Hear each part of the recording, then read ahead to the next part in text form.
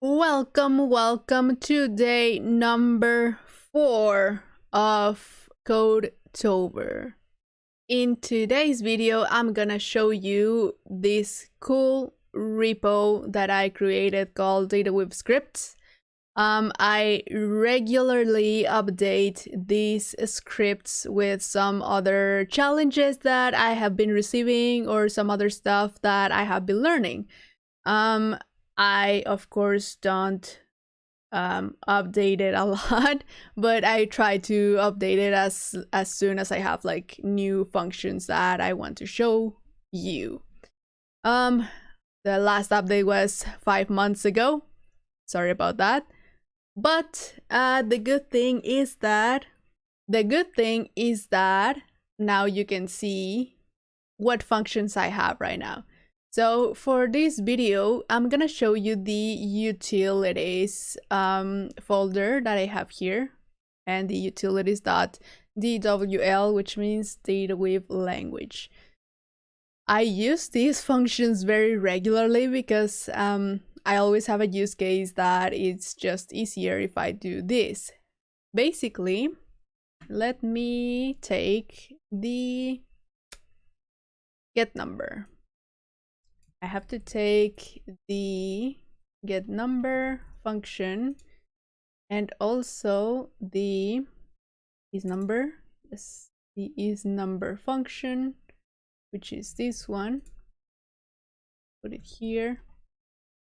And finally, the try function from the runtime module.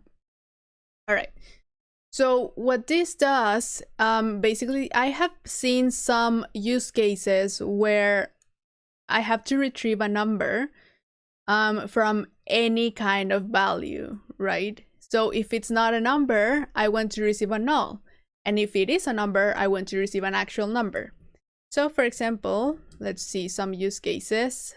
If I have field 1, and this, it's actually a number, so get number 2, I will receive a 2. And then if I say get number 4, as in a string, I will receive a number as well. F3, get number, and then if I write a string here, do you hear my cat? Right. If I write a string here, I will receive a null.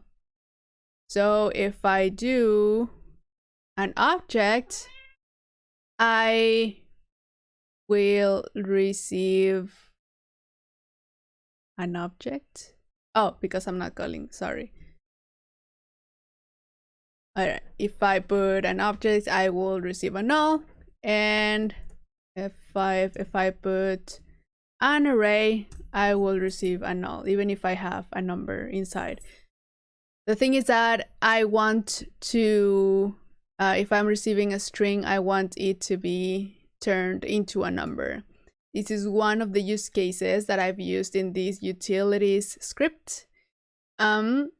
As you can guess, the other ones are very, very similar. So I have get date, I have get string, get array, get number, and get object. And that's basically what each of them do. I have different kind of values that I can accept. I can accept strings, arrays, objects, dates, whatever. And then I want to transform them into the actual type that I have. Don't ask me why I've had these kind of things, but I have. So these kind of utility functions are very useful for me in that case.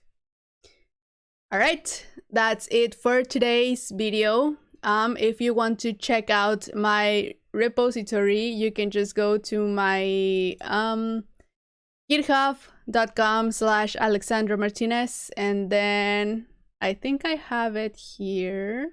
Yes, in my pinned repositories, or in here in my MuleSoft repos, you will see the DataWeave Scripts repo. I have a cool README with examples and keywords so you can learn how to use any of this, but I will be showing you how to use them in the next videos. All right, thank you so much and see you in the next video. Bye.